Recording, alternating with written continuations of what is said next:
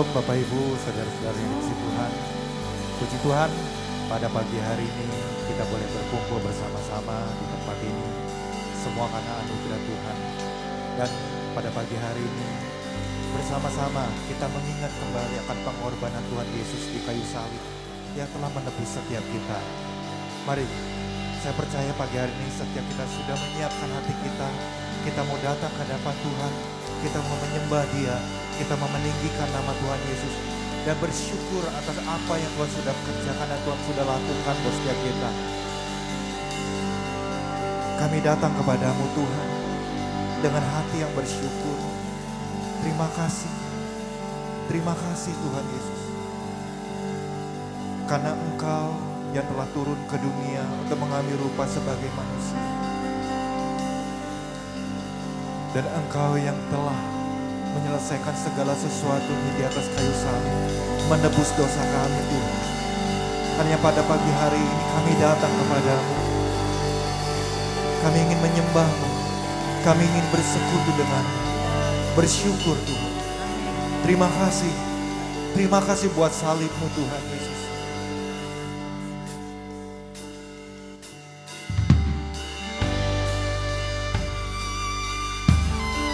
Kami tinggikan Engkau Yesus.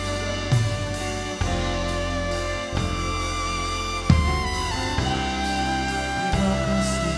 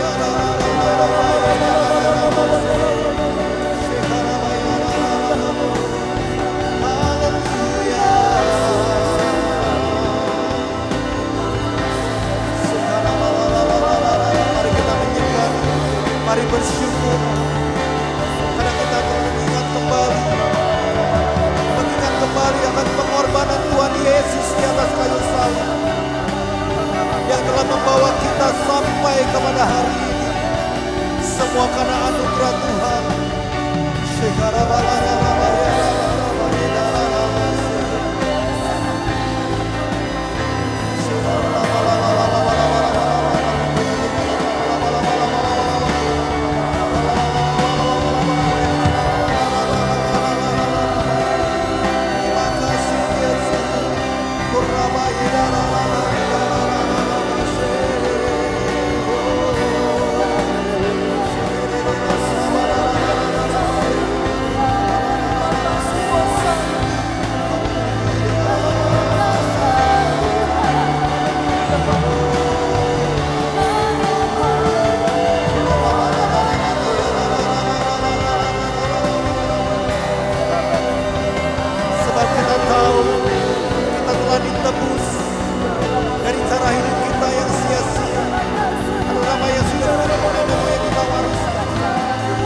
Bukan dengan barang yang fana, bukan dengan perak atau emas, melainkan oleh darah yang mahal, yaitu darah Kristus yang sama seperti darah domba yang tak bercacat dan tak bercela.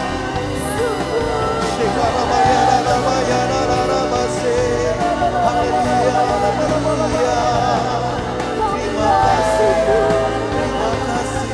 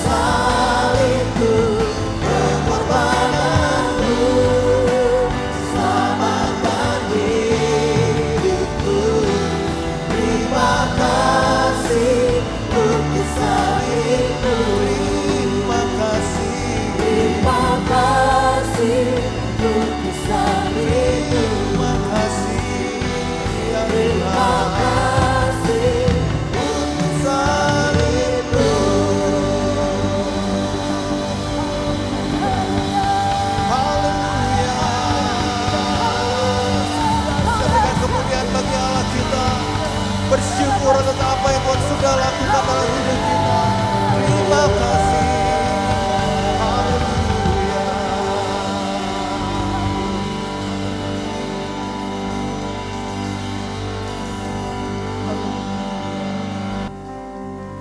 Pagi hari ini biarlah kami boleh memuji Engkau, bersorak Tuhan. Karena sesungguhnya Engkau telah menang. Dan kemenangan itu Engkau berikan bagi setiap kami anak-anak-Mu Tuhan. Kami bersyukur Tuhan, Engkau telah menebus kami, Engkau menyelamatkan kami, memulihkan kami, menyembuhkan kami, membebaskan kami. Haleluya. Siapa yang percaya sebab ada kuasa dalam nama Tuhan kita, boleh lambaikan tangannya. Haleluya. Haleluya.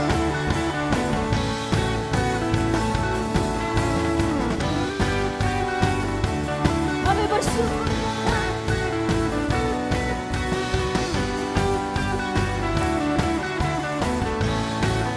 Sama-sama namanya Tuhan, menara yang teguh, kota benteng perlindunganku, Allah yang perkasa, ya Bapa yang kekal, gunung batu keselamatanku, Engkau yang termulia di bumi di surga, termasyur berkasa selamanya. Engkau yang berkuasa di dalam segala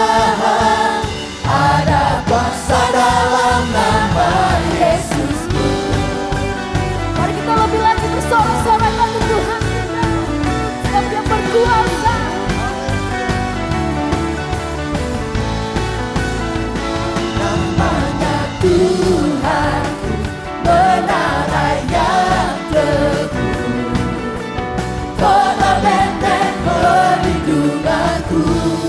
Allah yang perkasa, Allah yang perkasa, Dia Bapa yang kekal.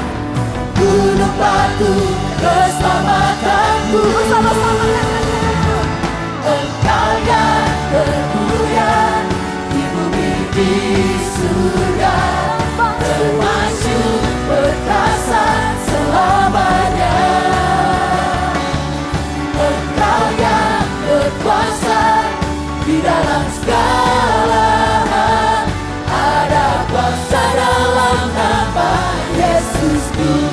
bersama-sama katakan, Engkau yang termulia di bumi di surga, termasyur perkasa selamanya. Engkau yang berkuasa di dalam segala hal, ada kuasa dalam nama Yesusku. haleluya. Sebab ada nama di atas segala nama. Namanya siapa? Yesus.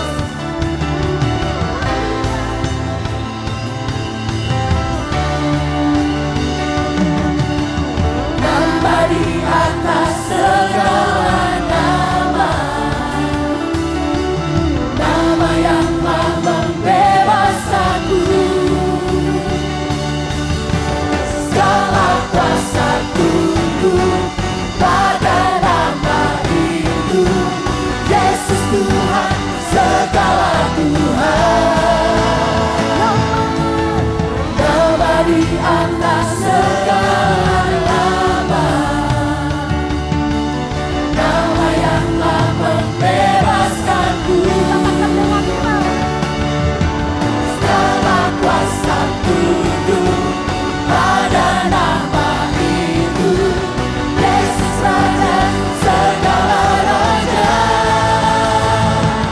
Engkau yang termulia, Engkau yang termulia di bumi di surga, termasyur perkasa selamanya. Engkau yang berkuasa di dalam segala hal, ada kuasa dalam nama Yesusku. Lebih sungguh lagi. Engkau yang termulia di bumi di surga, termasyur perkasa selamanya. Engkau yang berkuasa di dalam segala hal, ada kuasa dalam nama Yesusku. Ada kuasa. Ada kuasa dalam nama Yesusku. Ada kuasa dalam nama Yesusku. Haleluya. Sebab Allah kita baik, amin. Ada kuasa di dalam nama Yesus Kristus. Berikan sorak-sorak yang terbaik bagi nama Yesus kita. Haleluya. Oleh darah anak domba, katakan oleh kesaksian kita, oleh kesaksian kita, iblis dikalahkan, kuasanya dihancurkan oleh darah anak. Mari angkat suaranya bersama-sama. Oleh darah anak domba, oleh kesaksian kita, iblis dikalahkan, kuasanya dihancurkan oleh darah anak. Berikan sorak-sorak yang terbaik bagi Tuhan, sebab Dia dahsyat. Haleluya.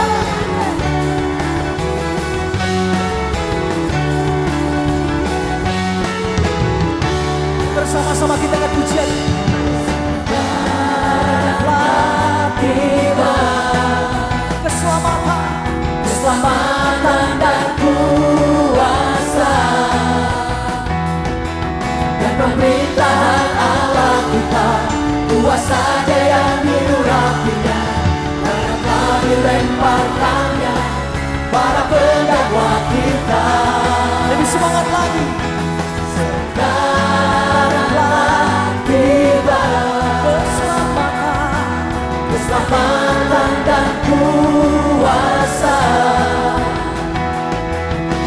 pemerintahan Allah kita, kuasanya yang diurapinya, karena telah dilemparkannya para pendakwa kita. Oleh darah anak domba, oleh kesaksian kita buat iblis dikalahkan, kuasanya dihancurkan oleh darah anak domba. Haleluya, ada kuasa di dalam nama Yesus Kristus. Kita akan puji ini bersama-sama. Sekarang telah tiba keselamatan dan kuasa, dan pemerintahan Allah kita, kuasanya yang diurapinya, karena telah dilemparkannya para pendakwa kita. Oleh darah anak domba, oleh kesaksian kita, iblis dikalahkan, kuasanya dihancurkan oleh darah anak. Tepuk tangannya di atas kepala boleh Bapak Ibu, come on. Oleh darah anak domba, oleh kesaksian kita, oleh kesaksian kita, iblis dikalahkan, kuasanya dihancurkan oleh darah. Mari angkat suaranya buat Tuhan. Oleh darah anak domba, oleh kesaksian kita, iblis dikalahkan, kuasanya dihancurkan oleh darah anak domba. Oleh darah, oleh darah, oleh darah, oleh darah anak domba.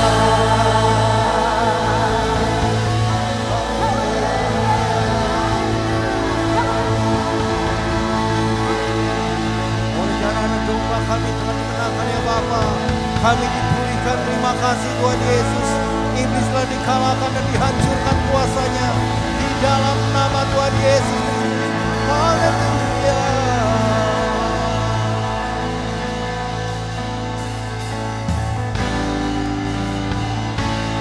Oleh darah Yesus ku bebas, kuasanya di Kalvari.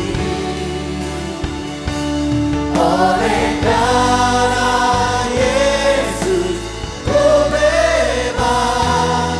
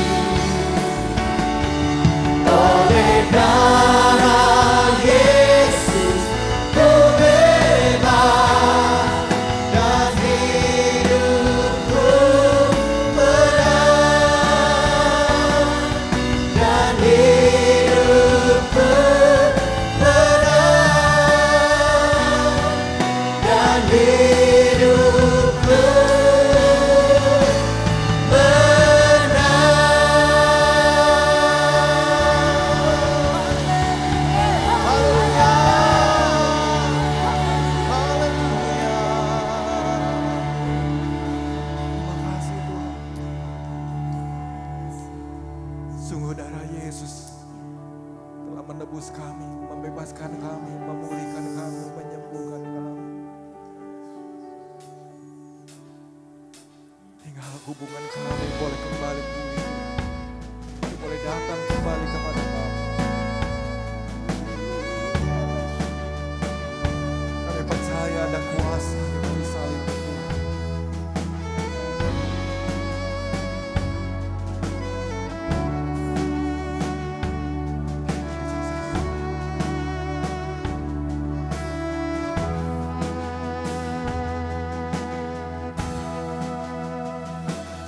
Ada tempat yang mulia, anugerah-Mu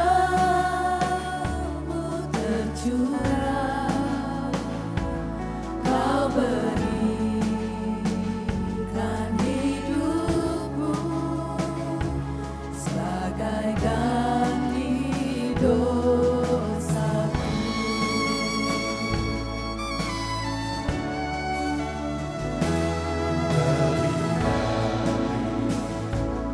Yang kukira pengampunan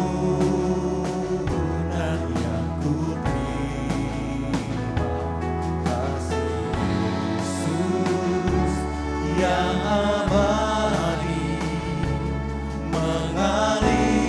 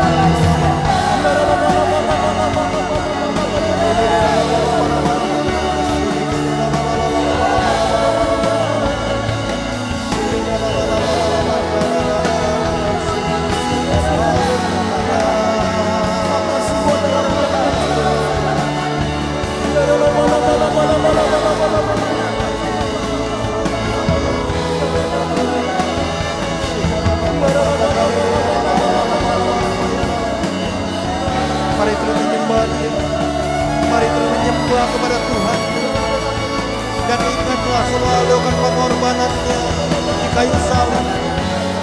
Dia rela untuk menderita, memikul kayu salib, berjalan ke Golgota. Dan di atas kayu salib Dia telah mengalahkan segala-galanya. Bahkan sesungguhnya penyakit kita lah yang ditanggungnya. Dan kita telah disembuhkan oleh bilur-bilurnya.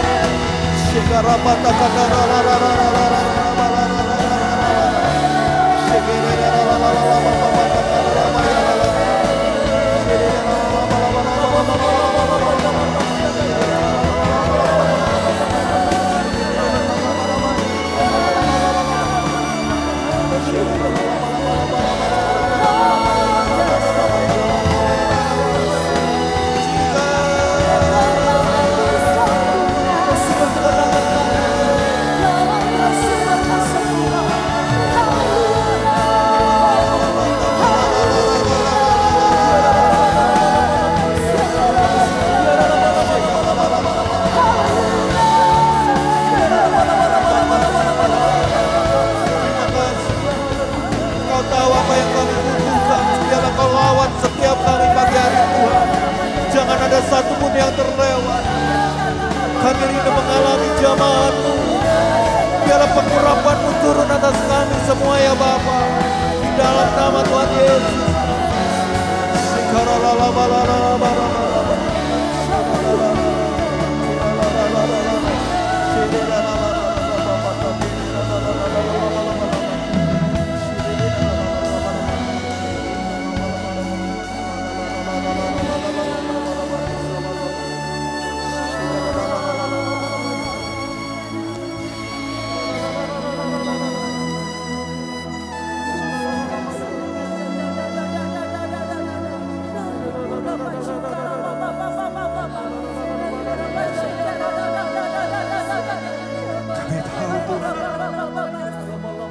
Sekalipun apa yang kami hadapi semuanya dalam kondisi, tapi kami punya Tuhan yang besar, Tuhan yang dahsyat, Tuhan yang ajaib, Tuhan yang perkasa, Tuhan yang tak pernah berubah dulu sekarang selama-lamanya, Tuhan yang tetap sama, yang menyertai Abraham, Ishak dan Yakub.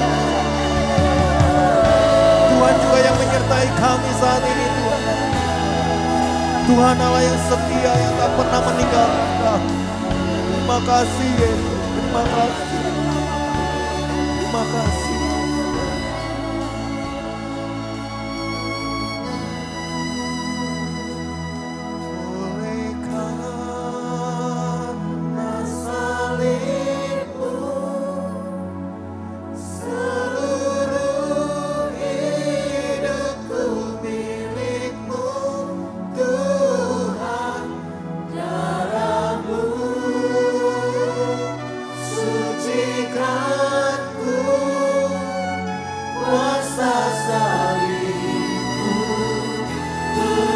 Mari kita bangkit berdiri sekali bersama-sama.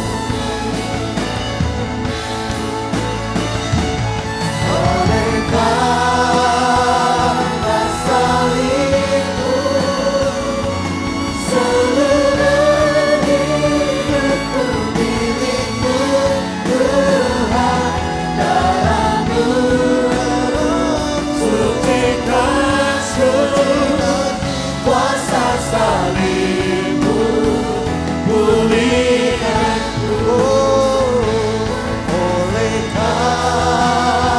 Oleh karena salibmu Tuhan, haleluya, haleluya.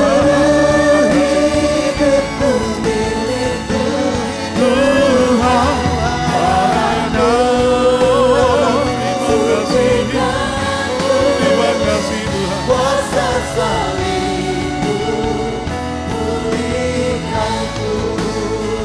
Kuasa salibmu pulihkanku. Kuasa salibmu pulihkanku. Kuasa salibmu pulihkanku. Haleluya, haleluya, haleluya, haleluya. Terima kasih Tuhan, terima kasih Tuhan.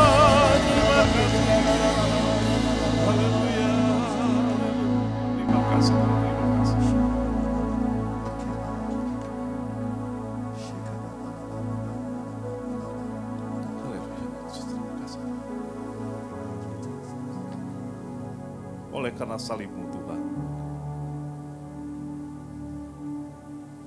Oleh karena salib-Mu Tuhan Yesus, yang telah memulihkan setiap kehidupan kami Tuhan Yesus. Pagi hari ini kami bersyukur Tuhan. Kembali kami mengingat akan kasih-Mu yang besar.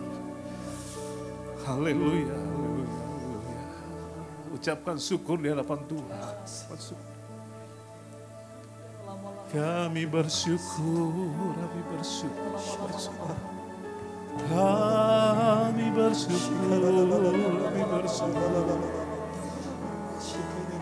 Terima kasih Tuhan Yesus buat karya-Mu yang dahsyat. Terima kasih Tuhan, terima kasih. Lawatlah kami Tuhan.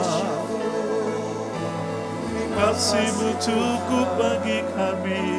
Haleluya.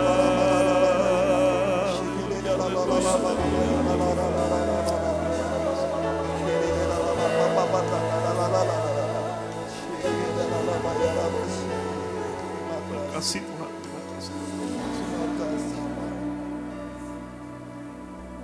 Terima kasih Tuhan. Engkau masih izinkan kami Tuhan untuk dapat menikmati hadirat-Mu di dalam ibadah pagi hari Tuhan Yesus. Kembali kami diingatkan akan pengorbanan-Mu yang besar dalam hidup kami Tuhan. Anugerah-Mu yang terbesar yang telah Kau limpahkan dalam hidup kami Tuhan. Mukjizat yang terbesar yang telah kami terima melalui pengorbanan-Mu Tuhan Yesus. Terima kasih. Terima kasih Tuhan, terima kasih. Terima kasih Tuhan. Tidak ada nama lain yang begitu mengasihi kami selain nama-Mu Yesus. Yesus, Yesus, Kau Allah kami. Oh, terima kasih Tuhan, terima kasih Tuhan, terima kasih. Kami bersyukur Tuhan, kami menjadi umat yang penuh dengan sukacita. Karena kehidupan kami telah ditebus oleh darah-Mu, oleh kuasa-Mu Tuhan. Kami ada sebagaimana kami ada Tuhan Yesus. Terima kasih Tuhan. Terima kasih Tuhan, terima kasih. Biarlah Tuhan kuasa-Mu bekerja atas setiap kami Tuhan. Di akhir zaman ini Tuhan, kuatkan iman kami Tuhan Yesus. Pegang tangan kami Tuhan Yesus, tuntun setiap langkah kami Tuhan Yesus. Sehingga kami tidak melangkah dan tidak menyimpang ke kanan dan ke kiri. Tapi biarlah Tuhan kami tetap fokus kepada-Mu Tuhan Yesus. Kami terus berserah kepada-Mu Tuhan. Dan kami rindu Tuhan pada waktunya nanti Tuhan sampai akhirnya Tuhan.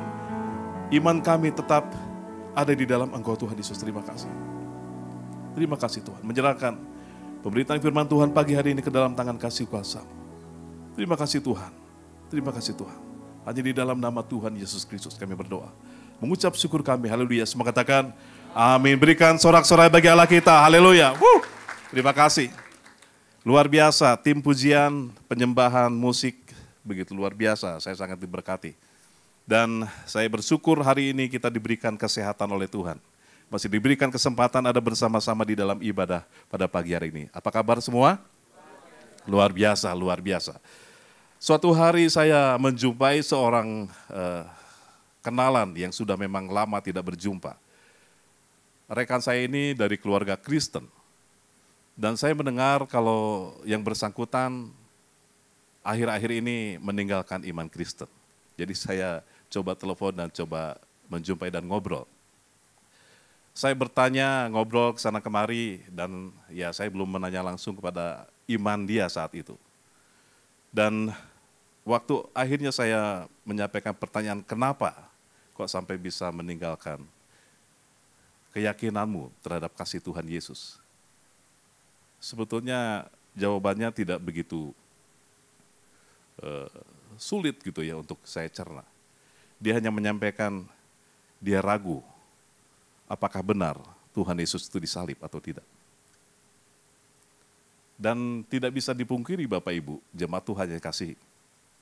Saat ini dengan era globalisasi, media begitu sangat mudah untuk kita dapat informasi, banyak berseliweran ke sana sini ya. Tentunya Bapak Ibu pernah melihat ya tayangan-tayangan atau video-video pendek yang mengatakan bahwa Yesus itu tidak disalib. Dia tidak mati, bahkan ada yang memiliki keyakinan bahwa Yesus Kristus sekarang masih ada di India, katanya begitu. Saya nggak tahu ini pemahaman dari mana. Tapi tidak bisa dipungkiri, kekristenan memang mengalami penentangan. Ya, dan sampai hari ini banyak orang yang terus menerus menyerang iman kekristenan. Dan tentunya kita sebagai orang Kristen harus kuat menghadapi badai ujian atas iman kita. Ah Pak Rudi, masa sih? Ya, mungkin saudara anggap enteng, tetapi seringkali karena kita mendengar dicekoki dengan hal-hal yang tidak benar dan tidak sesuai dengan Alkitab, maka bisa jadi kita pada akhirnya meninggalkan kasih Tuhan. Karena timbul di dalam hati kita keraguan. Benarkah Yesus Kristus itu mati di kayu salib seperti yang teman saya rasakan? Ini menjadi hal penting. Menjadi hal penting. Ada beberapa teori yang sekarang berseliweran dan saudara mungkin pernah mengetahui tentang teori-teori tersebut. Ada yang mengatakan tentang teori substitusi, di mana yang disalib itu bukan Yesus Kristus, melainkan siapa? Salah satu murid Yesus, Yudas Iskariot. Bahkan ada lagi teori yang terbaru, Simon dari Kirene yang pernah membawakan palang salib untuk Tuhan Yesus. Itu kata yang disalib. Kemudian ada teori pingsan. Itu disebut dengan teori Swan teori. Katanya Tuhan Yesus pada saat disalib itu pingsan, kemudian dimasukkan ke dalam kubur, bangun, itu sadar dia, dan pergi kabur nggak tahu kemana. Seperti itu. Dan banyak teori-teori yang lain. Kemudian iman Kristen juga dihadapkan dengan tantangan perspektif orang Yahudi yang menolak bahwa Kristus adalah Mesias. Dan sampai dengan saat ini kalau saudara lihat tayangan, mungkin ada orang Kristen yang sedang berkhotbah di pinggir jalan di Israel. Mereka diludahi, betul? Kenapa? Orang Yahudi tidak menerima dan tidak percaya bahwa Yesus adalah Mesias hingga detik ini. Dan banyak lagi orang yang katakan bahwa saksi-saksi yang melihat bahwa Yesus disalib itu sangat kurang dan tidak bisa dipercaya. Karena apa yang tertulis di dalam 4 Injil itu kurang kuat seperti itu. Saya mau tanya kepada Bapak Ibu Saudara pagi hari ini. Masih percayakah Bapak Ibu bahwa Yesus mati di atas kayu salib? Kurang iman. Masih percaya Bapak Ibu? Masih, amin. Puji Tuhan, berikan kemuliaan bagi Tuhan. Saya sangat bersuka cita karena yang saya khawatirkan yang menjawab hanya 2-3 orang. Karena jangan salah Bapak Ibu, datang ke gereja tetapi masih ada keraguan. Kita manusia memang lemah. Manusia ini tidak punya kekuatan apapun. Saat ini kita kuat, iman kita merasa bahwa kita fit. Tetapi bisa jadi Bapak Ibu, di hari kemudian karena pengaruh-pengaruh yang Bapak Ibu terima, iman Bapak Ibu menjadi ragu. Bisa tampilkan PowerPoint-nya? Ya, pagi hari ini saya ingin menyampaikan satu tema. Apa Bapak Ibu, kita baca sama-sama. 1, 2, 3. Pengorbanan yang sempurna. Biarlah ini menjadi kekuatan kita semakin teguh di dalam Tuhan Yesus. Merenungkan kematian di kayu salib, Bapak Ibu tidak punya keraguan lagi. Bahkan semakin kuat. Dan bahkan Bapak Ibu menjadi alat Tuhan untuk bisa menjangkau orang-orang yang saat ini mengalami keraguan. Mari kita baca dulu ayat yang mendasari pemberitaan firman Tuhan pagi hari ini. Yohanes pasal 3 ayat 16, ini ayat favorit saya. Ayat pertama kali yang saya terima waktu saya menerima Tuhan Yesus Kristus. Bapak Ibu sudah hafal, mungkin dia di luar kepala juga. Mari kita baca ayat ini bersama-sama. 1, 2, 3. Karena begitu besar kasih Allah akan dunia ini, sehingga ia anaknya yang tunggal, supaya melainkan siapa yang memperoleh hidup yang kekal itu? Saya. Siapa yang memperoleh hidup yang kekal itu? Semua kita orang yang percaya. Katakan kiri kanan, engkau menerima hidup yang kekal di dalam Tuhan Yesus. Dan itu yang harus membuat kita bersuka cita. Karena kasih Allah yang begitu besar itu telah mengaruniakan anaknya Yesus Kristus datang ke dalam dunia untuk siapa? Untuk saya, untuk Rudi, untuk Pak Ishak, untuk semua kita sebagai orang-orang percaya. Sehingga saudara ada di tempat ini, itu karena kasih Tuhan. Bapak Ibu,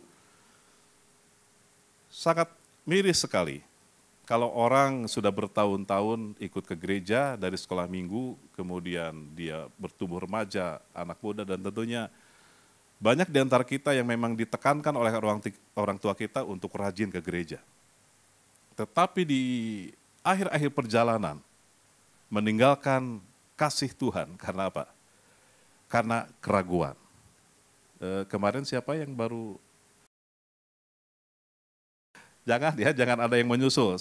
Saudara, biarlah iman kita sekali lagi semakin kuat di dalam Tuhan. Dan saat ini saya ingin mengajak melihat beberapa fakta. Benarkah Yesus Kristus itu disalibkan? Ya, supaya kita semakin mengerti, semakin kuat di dalam Tuhan. Nah, sebelum kita masuk lebih jauh, kita akan lihat dulu apa hukuman salib itu. Nah, Bapak Ibu, di sini kita melihat bahwa hukuman salib itu adalah hukuman zaman dulu. Ya, hukuman salib adalah salah satu bentuk hukuman mati yang paling kejam, menyakitkan. Ya, menyakitkan. Kenapa saya sebut menyakitkan? Karena nanti kita akan lihat proses penyaliban itu seperti apa. Dan ini memang di dalam sejarah dikatakan sangat sadis gitu ya sebetulnya hukuman penyaliban ini. Ini dipakai oleh bangsa-bangsa Persia, Yunani, kemudian Romawi. Bahkan ada seorang Romawi yang berkata, Cicero, ya, setelah Romawi akhirnya bertobat menjadi kerajaan Kristen, Cicero ini katakan kalau bisa orang Roma itu menghapus kata salib dari pikirannya karena saking sadisnya. Ya, jadi hukuman salib itu hukuman yang sangat berat. Saya waktu belum bertobat pernah melihat satu hiasan Yesus Kristus patung disalib begitu ya. Gitu. Waktu itu saya lihat, oh ini yang namanya Isa Al-Masih. Menurut saya dulu Isa Al-Masih. Oh ternyata disalib itu enggak gimana-gimana ya, karena rasanya mulus gitu ya. Badannya mulus, ya seperti tidur, seperti itu. Kan begitu ya, kalau kita lihat dulu lagi kecil melihat ada lukisan Yesus Kristus salib, rasanya biasa-biasa saja. Tapi sebetulnya penggambaran itu kurang. Dan kalaupun mungkin digambarkan secara detail, mungkin akan jatuhnya sadis, seperti itu. Ya, tapi saya tidak mempermasalahkan masalah siapa yang membuat ilustrasi patung atau lukisan tentang Yesus Kristus salib. Tapi saya ingin mengajak setiap saudara untuk mengerti bahwa proses penyaliban itu sangat menyakitkan. Sangat menyakitkan. Ya, apalagi Tuhan Yesus pada saat permulaan penderitaan, dia waktu di Taman Getsemani sudah betul-betul mengalami satu ketegangan, satu stres yang luar biasa. Alexander Metrel, dia seorang dokter, katakan bahwa memang benar apa yang dicatat di dalam salah satu Injil, dikatakan bahwa saking gelisah, stresnya Tuhan Yesus, maka keringatnya yang keluar itu bercampur dengan tetesan darah. Itu bisa terjadi. Hematidrosis namanya dalam istilah kedokteran. Orang kalau sampai tingkat stres yang tinggi, pembuluh-pembuluh darah itu menjadi lunak. Dan bisa pecah dan akhirnya keluar dari pori-pori. Itu bisa seperti itu. Jadi bukan bohong. Kalau Tuhan Yesus digambarkan dia betul-betul stres di Taman Getsemani. Setelah itu dia dibawa waktu ditangkap. Tidak sampai di situ, dia ditangkap bukan hanya digiring seperti biasa, tapi ada yang tinju, ada yang meludahi, ada yang mengejek. Secara mental, itu diserang. Sudah tegang di Taman Getsemani, saudara, wajar secara manusia mengalami ketegangan. Kita pernah, di sini ada yang pernah mengalami operasi, mau dioperasi, tegang nggak Pak waktu mau dioperasi? Tegang ya? Nggak ada tuh yang waktu didorong sama, ya Pak kita siap-siap ke ruang bedah, didorong tuh saya happy, senang, nggak ada. Kalaupun ada yang nyanyi, bohong, itu sebenarnya tegang. Betul? Deg-degan, kenapa? Mau dioperasi. Sampai ke ruang bedah, lihat ada lampu-lampu, lihat ke kanan, aduh gunting pisau, ya tambah tegang. Betul? Tambah tegang. Makanya dikasih obat bius. Sebelum obat bius disuntikan full itu penenang dulu ya. Biar tenang dulu, biar tenang gak gelisah, seperti itu. Tuhan Yesus tidak menghadapi proses itu. Dia tahu bahwa pengalaman atau penderitaan yang hebat akan dia alami. Dan orang yang disalib itu harus disesah dulu. Syarat orang yang disalib di dalam hukum Roma, Kan hukuman salib itu hukuman apa? Mati. Jadi sebelum menghadapi penyaliban harus disesah dulu, dicambuk dulu. Ya, ini saya ada gambar ya, cambuk yang digunakan. Orang Romawi memakai cambuk seperti ini, ujung-ujungnya ada bola logam dan tulang-tulang runcing. Bola-bola logam itu untuk menghancurkan tulang, ya. Dan tulang-tulang yang runcing yang mungkin berbentuk cakar itu untuk menyobek kulit. 39 kali cambukan. Dan saya percaya orang Romawi yang menjadi algojo itu bukan orang Romawi yang kurus ya. Kurus, kering, lemah, tidak berdaya. Enggak. Orang yang setiap hari, dulu nggak ada fitness mungkin Pak ya.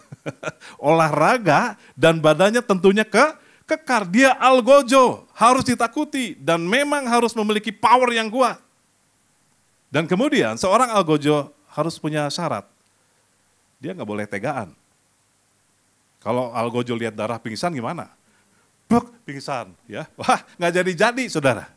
Sama Bapak Ibu di tentara sekarang juga maaf ya kalau ada yang suka eksekusi mati misalnya pakai senapan, itu dipilih orang-orang tertentu, nggak boleh sembarangan tentara juga. Karena kalau yang nggak kuat mental untuk melaksanakan hukuman mati, karena melaksanakan eksekusi hukuman mati itu pelurunya nggak semua isi peluru juga. Ya, dan tidak diberitahu yang mana yang isi peluru gitu, seperti itu. Supaya apa? Tidak jadi beban mental untuk yang mengeksekusi. Nah, algojo pada saat itu badannya kekar, kuat. Sekali cambukan pasti dengan kekuatan penuh. Dan kalau bisa nggak usah 39 kali, 35 kali udah babak belur. Saudara, saya membayangkan saat cambukan pertama, bos, ya, itu menyakitkan. Baru 1 kali, berapa puluh lagi? 38 kali lagi. Saudara bayangkan, dan itu tanpa ada obat bius, tanpa ada obat penenang, tapi harus dihadapi satu persatu cambukan. Dan itu Tuhan Yesus alami, Bapak Ibu. Makanya di dalam film The Passion of the Christ itu digambarkan memang dengan detail. Dari catatan-catatan kuno, sutradara itu Mel Gibson, Mel Gibson. Itu memang dia detail, ya. Dan memang diaktualkan seperti itu, dan memang betul seperti itu. Sampai kulit hancur, iya memang betul seperti itu. Saudara, begitu besar kasih Tuhan buat kita. Itu baru hukuman yang dialami melalui pencambukan. Ya, ini ilustrasi. Gambaran saat Tuhan Yesus. Tangan diikat memang seperti itu. Tangan diikat. Menahan sakit. Dia sendiri yang mengalami apa yang dia alami. Mau berteriak-teriak juga. Percuma. Tidak akan ada yang menolong. Dan hukuman ini harus dia jalani sampai selesai. Selain itu Bapak Ibu, setelah tubuhnya hancur, harus bawa petibulum, kayu, untuk dia disalibkan ke Bukit Tengkorak, ke Golgota. Jaraknya sangat jauh, makanya ada Via Dolorosa, jalan sengsara. Badan sudah lemah dan ada satu tim dokter ya dari satu klinik dan ada tahun 1986 dan ini pernah dicatat dalam Journal of the American Association 21 Maret 1986. Penelitian 4 orang dokter, salah satunya ada ahli patologi, bahwa mereka berpendapat orang yang sudah dicambuk, disesah itu mengalami shock. Ya. Di sana dalam istilah kedokteran dikatakan hypovolemic shock karena kehilangan darah. Ya, dari saat dicambuk darah sudah banyak keluar. Jantung memompa lebih cepat untuk mengkompensasi kekurangan darah secara ekstrim. Penderitaan merasakan dehidrasi akut. Tuhan Yesus kan nggak dikasih minum juga. Ya, darah keluar, dehidrasi jelas. Dan itu betul-betul dialami oleh Tuhan Yesus sehingga staminanya semakin turun secara drastis. Setelah itu dia harus angkat petibulum. Makanya Tuhan Yesus digambarkan terjatuh beberapa kali sampai akhirnya tentara Roma menyuruh seorang Simon dari Kirene yang sedang melintas saat itu untuk membantu mengangkatkan kayu tersebut.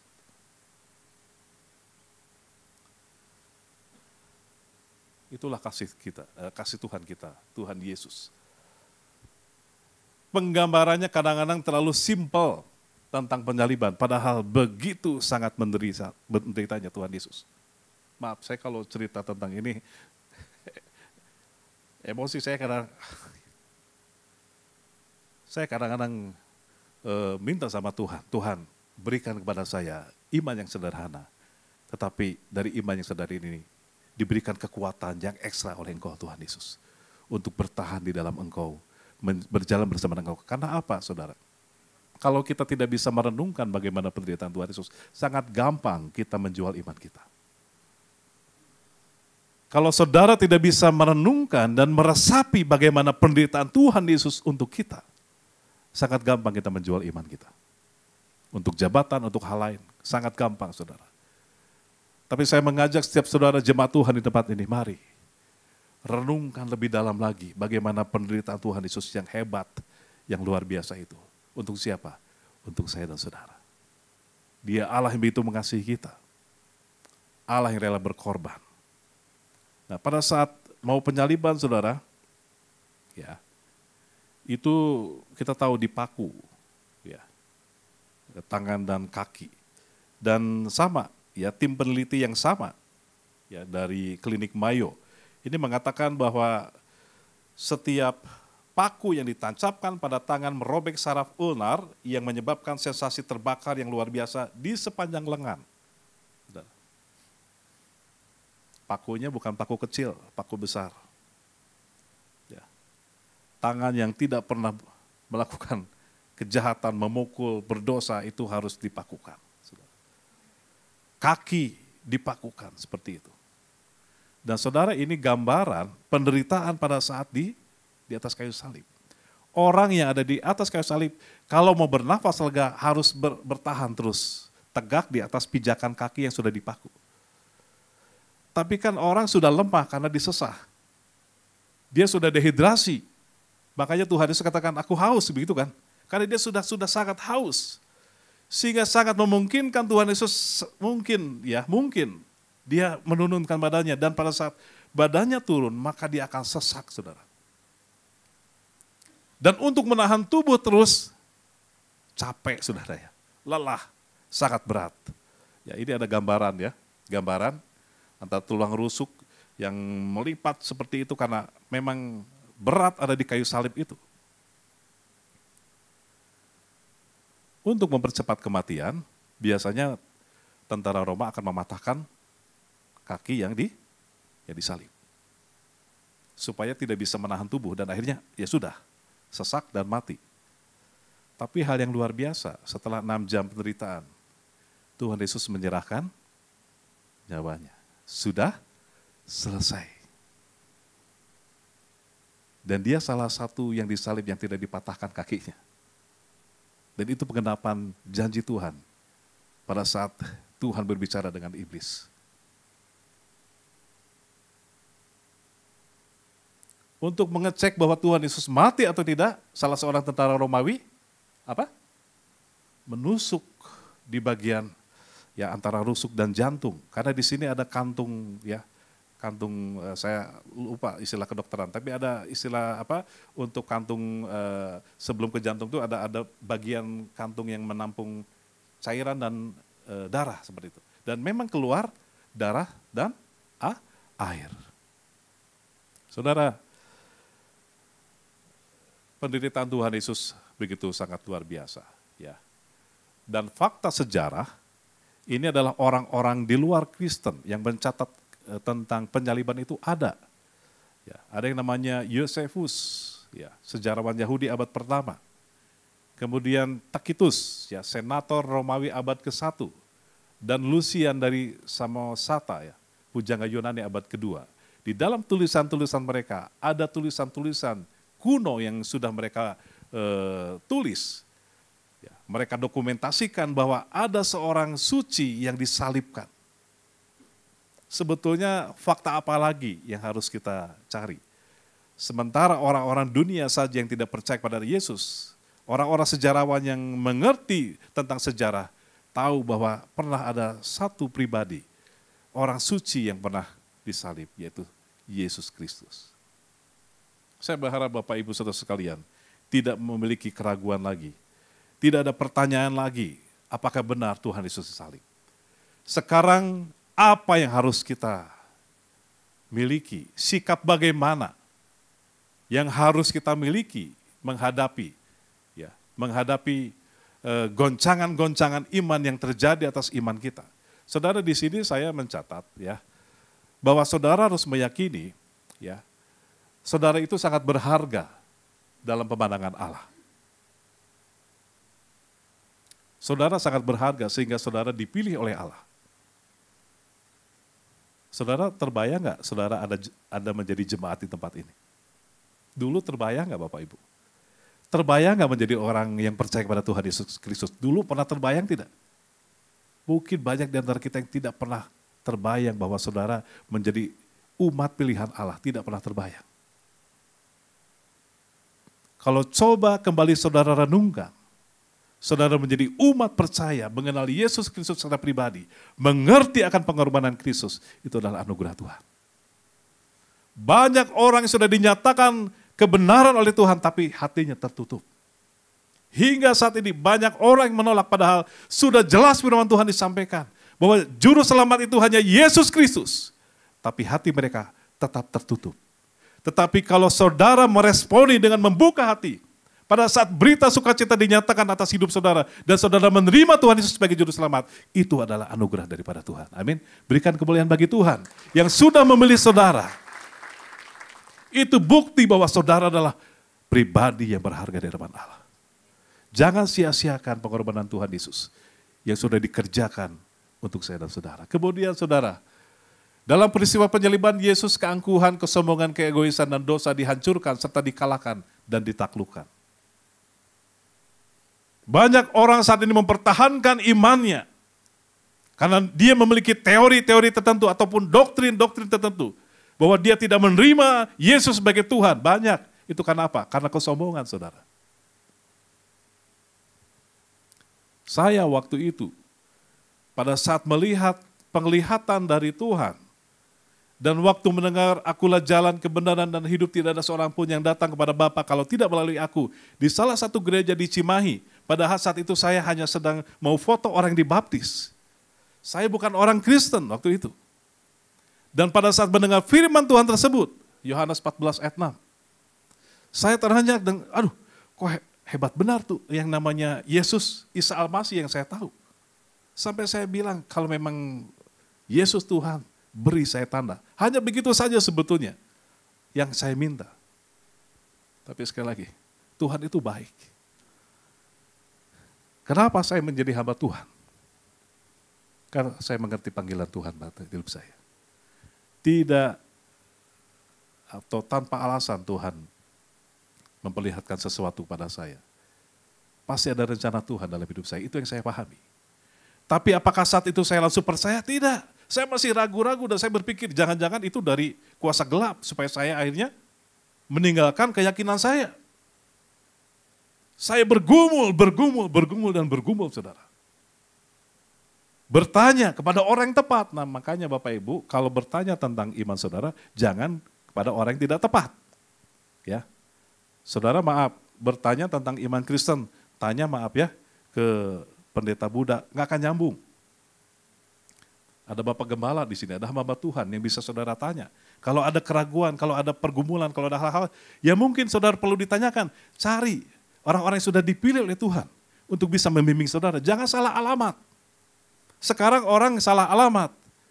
Menanyakan tentang iman Kristen, tapi kepada iman yang lain, ya salah pasti. Akan salah. Dan akhirnya apa? Meninggalkan iman percaya kita. Maaf, saya mungkin katakan ini lebih keras. Supaya saudara berjaga-jaga, jangan sampai iblis mengecoh saudara. Supaya apa? Supaya saudara akhirnya meninggalkan iman Kristen. Kenapa? Dicekokin oleh hal-hal yang tidak benar. Yang bukan pengajaran Kristen, yang bukan pengajaran Alkitab. Dan memang benar saudara, saudara adalah orang-orang yang sudah ditanggalkan kesombongannya. Kenapa? Saudara menerima kasih karunia Tuhan itu atas hidup saudara. Kemudian dikatakan dalam peristiwa penyaliban Yesus terbuka harapan dan jalan bagi manusia untuk diperdamaikan dengan Allah. Ya, saya katakan amin. Kita adalah orang-orang yang sudah diperdamaikan dengan Allah. Amin. Kita adalah orang-orang yang sudah didamaikan oleh Allah. Kalau kita sudah diperdamaikan oleh Allah, tentunya kita harus menjadi juru damai. Dalam memberikan pengampunan harus bisa saudara. Dan harus mampu melakukan itu. Memang berat untuk memberikan pengampunan pada orang yang mungkin pernah menyakiti saudara. Tetapi harus mampu saudara. Karena saudara sudah diperdamaikan oleh Allah. Dan tentunya saudara harus menjadi juru damai. Yang berikut dalam peristiwa penyaliban Yesus memungkinkan kita yang percaya kepadanya dapat hidup bersama dengan Allah yang maha mulia dan suci. Dan itu yang akan kita terima nanti pada saat kita dipanggil pulang ke rumah Bapa. Saudara, ini yang harus saudara miliki. Mari kita baca sama-sama yang nomor 1. 1, 2, 3. Menghargai arti dari pengorbanan Tuhan Yesus yang sempurna atas hidup kita. Hargai saudara. Setiap saat, setiap waktu hargai. Setiap langkah kita berjalan di dalam Tuhan. Sehari-hari kita melaksanakan tugas, pekerjaan, usaha apapun. Saudara, terus ingat akan kasih Tuhan. Hargai bahwa Tuhan sudah mengorbankan hidupnya bagi saudara. Sehingga kita tidak melenceng ke kiri dan kanan dan hidup kita akhirnya menjadi hidup yang penuh dosa. Kalau kita tidak pernah menghargai bagaimana pengorbanan Tuhan Yesus di atas kayu salib. Mari saudara, kalau saudara belajar terus di dalam setiap langkah saudara, belajar terus menghargai, saudara tidak akan tersesat. Karena pada saat mau berbuat dosa, saudara diingatkan akan pengorbanan Yesus. Hargai bagaimana Kristus sudah mati bagi saudara. Yang kedua, kita baca sama-sama 2, 3. Mensyukuri untuk anugerah yang besar atas kehidupan kita. Mau sulit, sesulit apapun, jangan tinggalkan Yesus. Saya punya rekan pelayanan, dia seorang pebisnis, bisnisnya sangat maju, rumahnya juga besar saudara. Tapi diizinkan oleh Tuhan pada saat dia mulai melangkah melayani, ditipu, dan miliaran habis. Dia drop, kemudian setelah COVID usahanya juga memang drop. Sampai saya tidak pernah menyangka waktu ngobrol, sharing, kebetulan dia sesama hamba Tuhan juga. Dia cerita, Rudi, pernah berpikir gak kalau saya gak punya uang? Saya bilang enggak, karena saya tahu dari dulu tuh saya sering bareng sama dia. Uangnya itu banyak.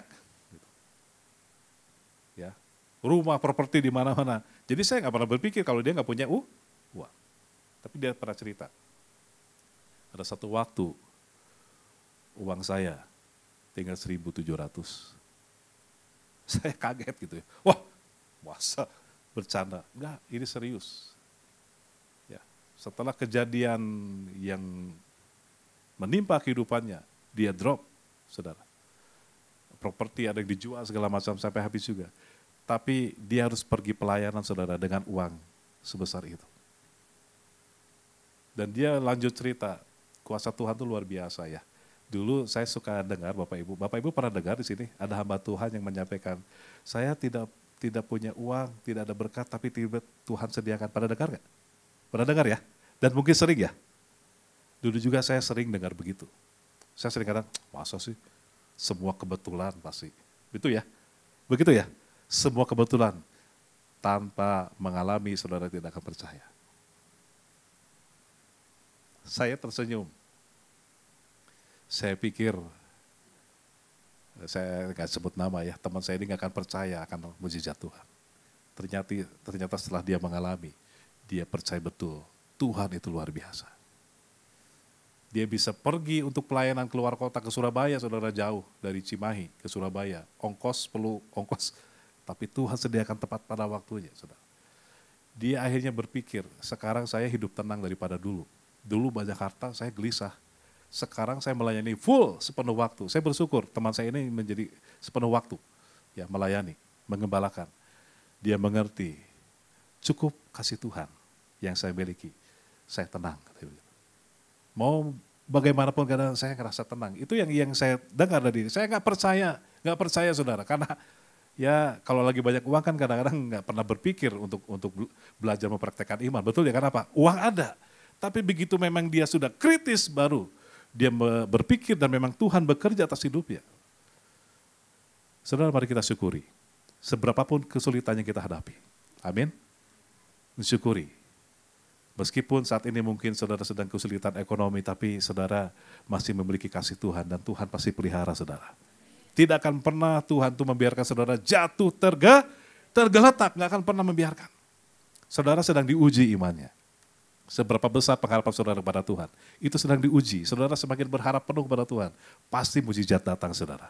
Saya sangat percaya. Yang ketiga, 1, 2, 3, baca bersama, berjuang untuk tetap hidup dalam iman kepada Yesus Kristus. Berjuang, saudara, berjuang sekuat tenaga. Seperti seorang atlet yang berlari sampai ke garis finish, berjuang sekuat tenaga. Di tengah-tengah sudah capek, sudah pengen pingsan, jangan pingsan, terus berjuang. Begitu kan? Kalau atlet kan begitu. Nah kita adalah pelari-pelari di dalam gelanggang yang sedang menuju garis akhir. Saudara perlu perjuangan, saudara. Perjuangan itu diperlukan. Jangan santai-santai, berjuang. Supaya saudara sampai ke garis akhir. Dan iman saudara tetap ada bersama dengan Tuhan Yesus Kristus. Saya percaya pagi hari ini saudara semakin dikuatkan dan semakin yakin percaya bahwa benar ya, Yesus adalah pribadi yang telah mengorbankan dirinya mati di kayu salib. Itu adalah fakta. Bukan hanya cerita, bukan hanya isapan jempol belaka, tetapi adalah fakta. Pertanyaannya, masihkah kita mau menyanyiakan kasih Tuhan dalam kehidupan kita? Mari semakin serius di dalam Tuhan, semakin bersungguh-sungguh lagi di dalam Tuhan, supaya saudara menjadi umat-umat yang penuh dengan kemenangan atas kehidupan saudara. Kita akan lihat dulu bisa diputarkan dari media. Rasanya saya gagal.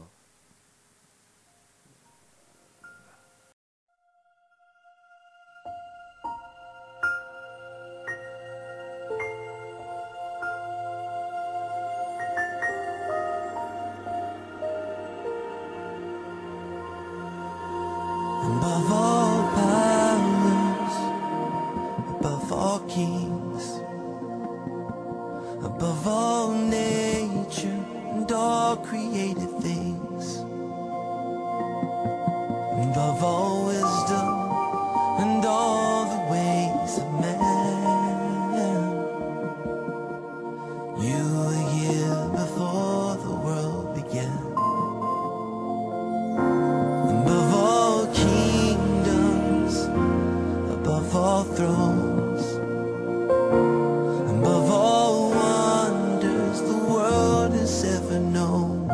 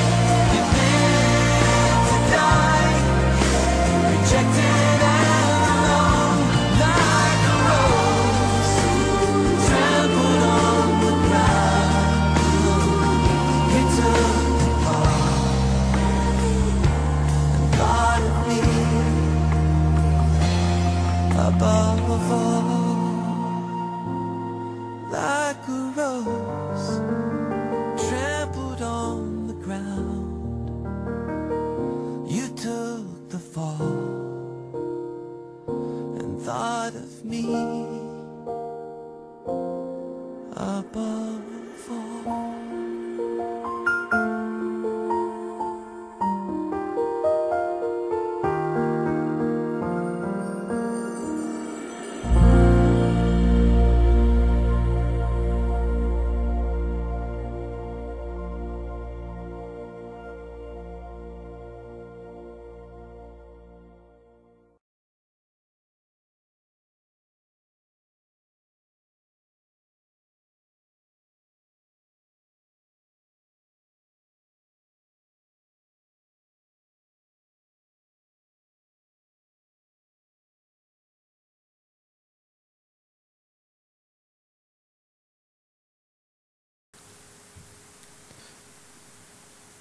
Terima kasih Tuhan, terima kasih.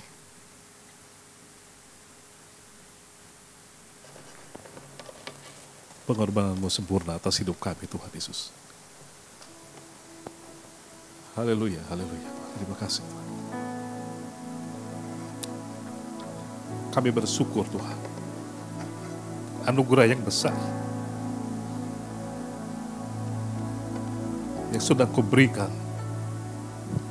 Penebusan, pengampunan, kesempatan untuk hidup yang baru telah Kau berikan dalam hidup kami atas pengorbanan Tuhan Yesus.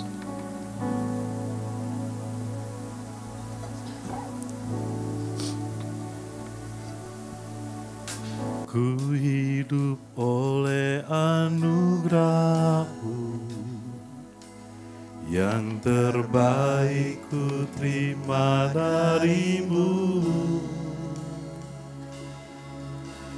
Rancangan-Mu indah bagiku, sebab ku hidup selalu di dalam-Mu. Tiada pernah ku meragukan bukti kasih dan karya salib-Mu. Saya undang jemaat untuk bangkit berdiri. Kau telah mati gantikan hidupku, sebab itu ku selalu bersyukur. Kasih-Mu memulihkan hidupku, kuasa-Mu membangkitkan rohku. Darah-Mu telah tercurah bagiku, pengorbanan-Mu sempurna.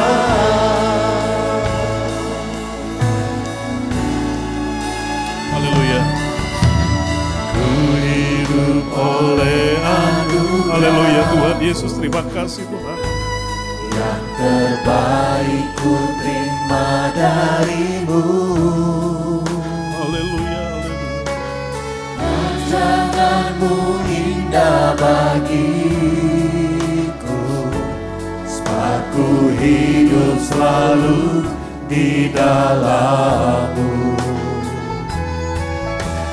Tiada pernah ku meragukan dan karya salib-Mu. Amin, amin, amin Tuhan Yesus. Kau telah mati gantikan hidupku, sebab itu ku selalu bersyukur. Kasih-Mu memulihkan hidupku, kuasa-Mu membangkitkan rohku. Darah-Mu telah tercurah bagiku, pengorbanan-Mu sempurna.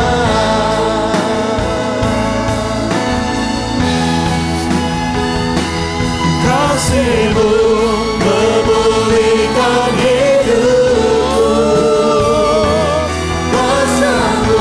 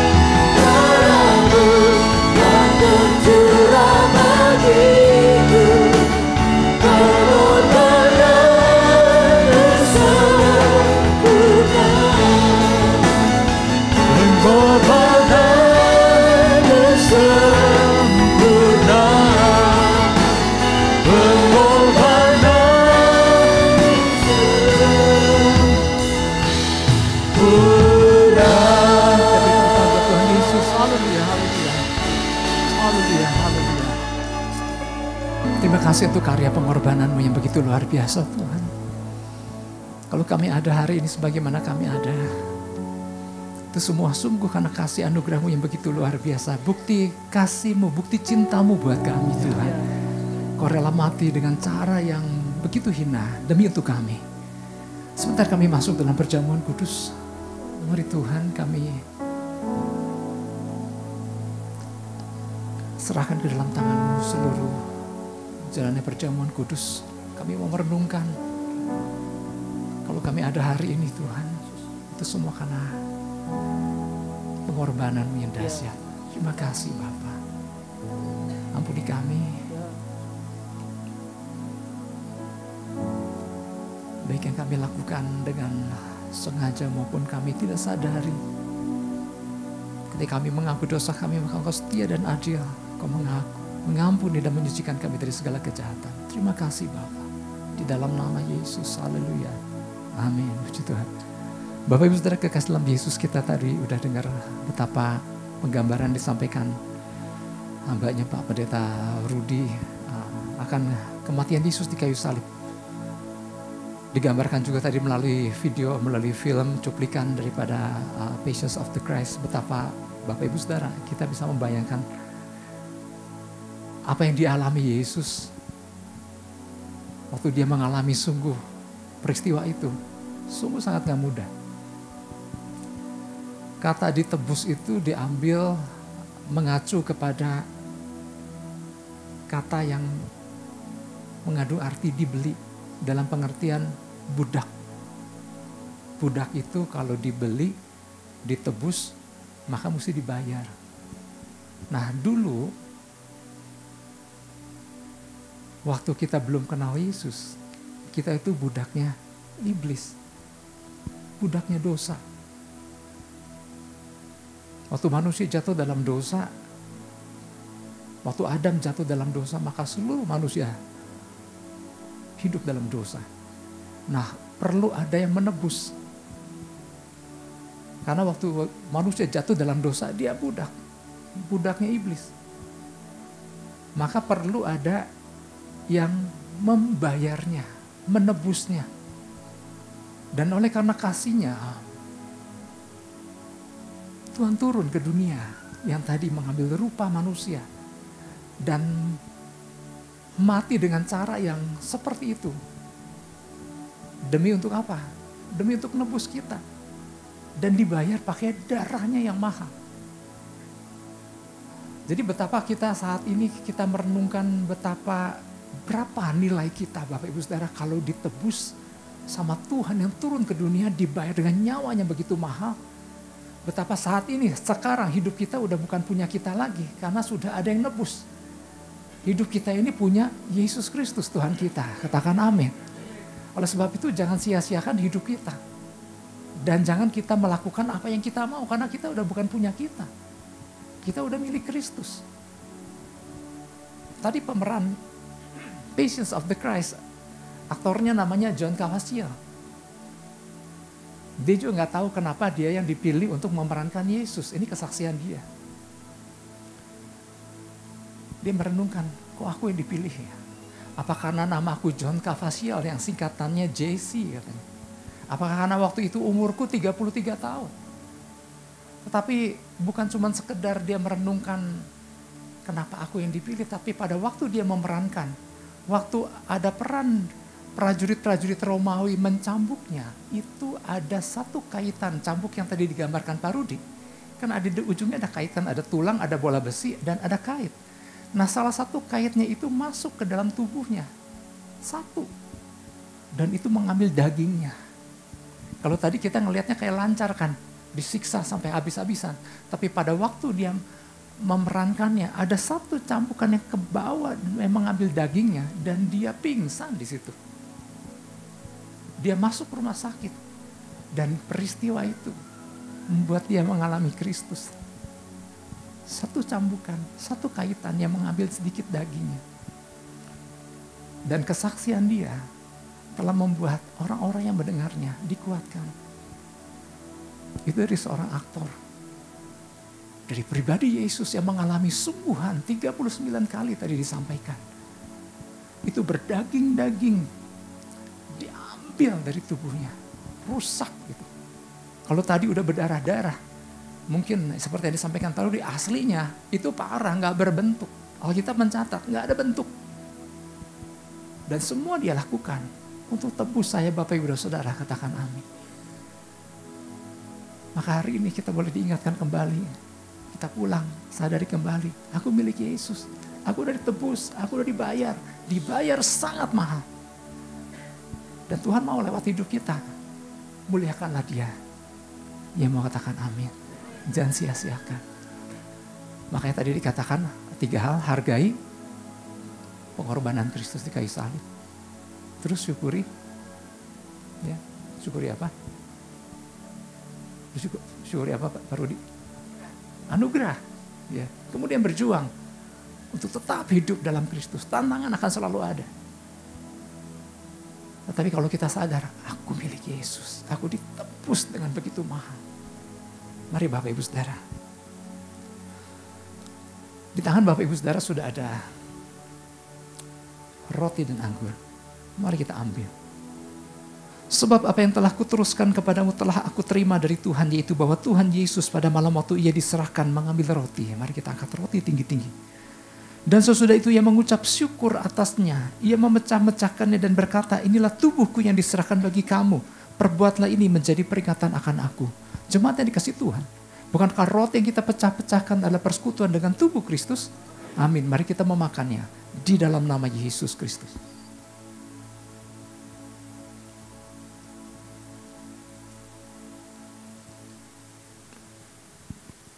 Haleluya, haleluya.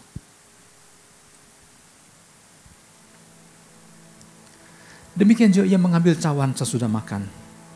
Mari kita angkat cawan tinggi-tinggi. Lalu berkata, cawan ini adalah perjanjian baru yang dimeteraikan oleh darahku.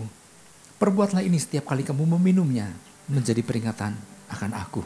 Jemaat yang dikasih Tuhan, bukankah cawan ucapan syukur yang atasnya kita ucapkan syukur adalah persekutuan dengan darah Kristus? Amin. Mari kita meminumnya di dalam nama Yesus Kristus. Haleluya, haleluya. Waktu yang gak banyak ini kita ambil kesempatan, kita angkat kedua belah tangan kita dan ucapkan syukur kita. Terima kasih Tuhan.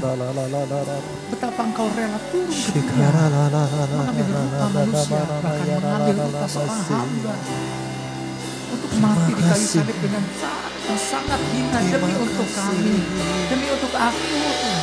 Terima kasih Yesus, kami bersyukur. Kami terima kasih bersyukur. Tuhan, Kau menderita, Haleluya. untuk Mari kita naikkan syukur kita, terima kasih. Bukan aku yang memilih Engkau, tapi Engkau yang memilih aku oleh kasih anugerah-Mu yang luar biasa. Kami bersyukur, kami milik-Mu. buat cinta kasih-Mu. Kami udah bukan milik kami lagi, tapi kami adalah milik-Mu, Yesus Kristus. Tuhan yang kami muliakan. Dialah hidup kami memuliakan. Untuk menebus segala dosa kami. Sekarang mata kata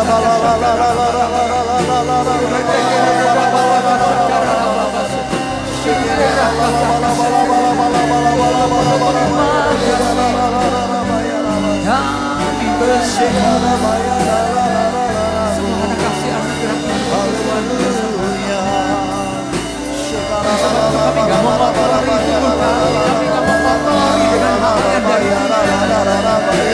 kami gak mau kotori dengan segala kenikmatan dunia. kami bersyukur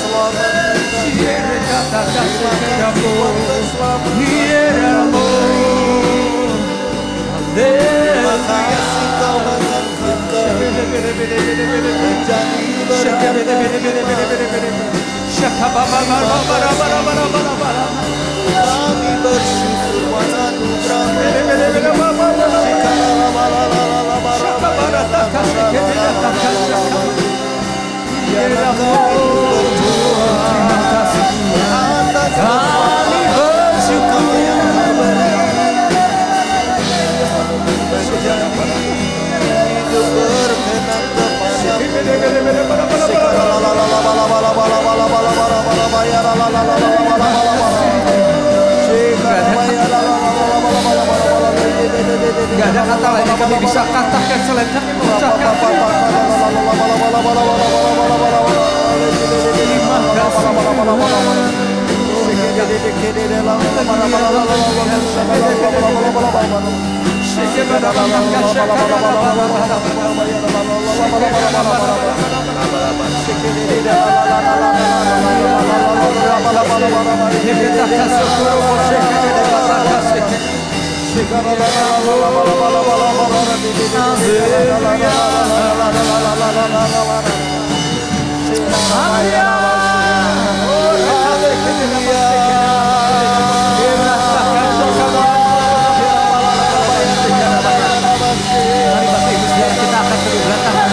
terima kekuatan yang baru, terima pengurapan dari Tuhan saat ini.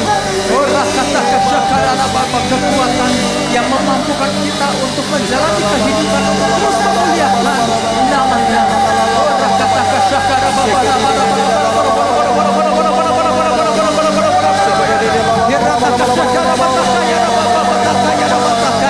mari terima kekuatan yang baru, terima pengurapan Tuhan. Haleluya.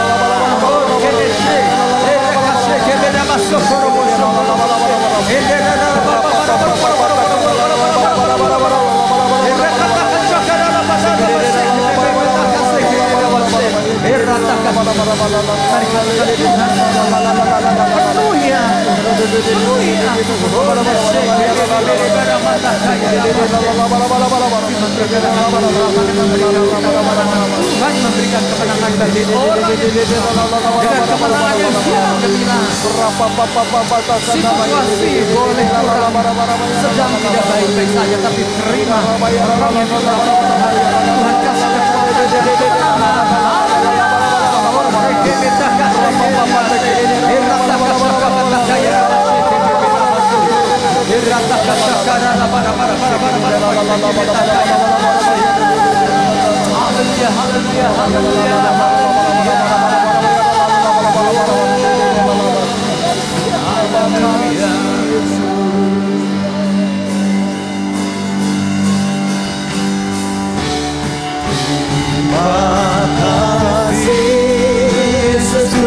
Terima kasih Yesusku, puji syukur hanya bagi Tuhanku. Terima kasih Yesusku, terima kasih Yesusku, puji syukur hanya bagi Tuhanku. Katakan terima kasih Tuhan.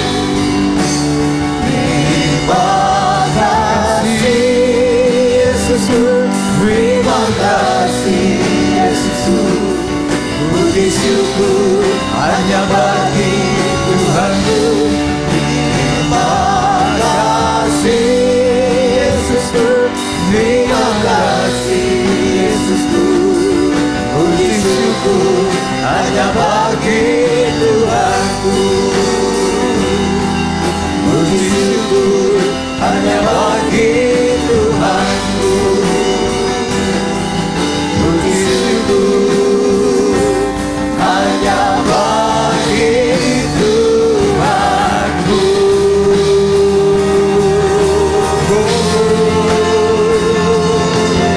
Haleluya.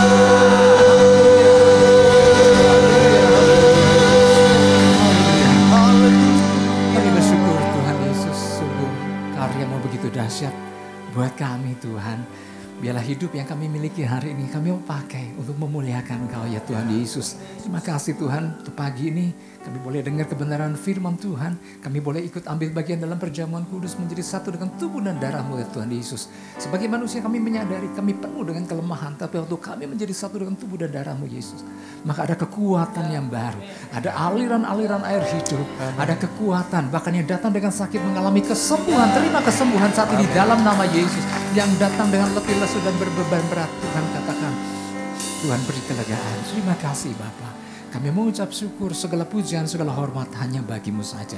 Setiap kita yang percaya menerima, sama-sama kita katakan amin. Kita sekali lagi beri tepuk tangan buat Tuhan Yesus. Haleluya. Silakan duduk Bapak Ibu Saudara.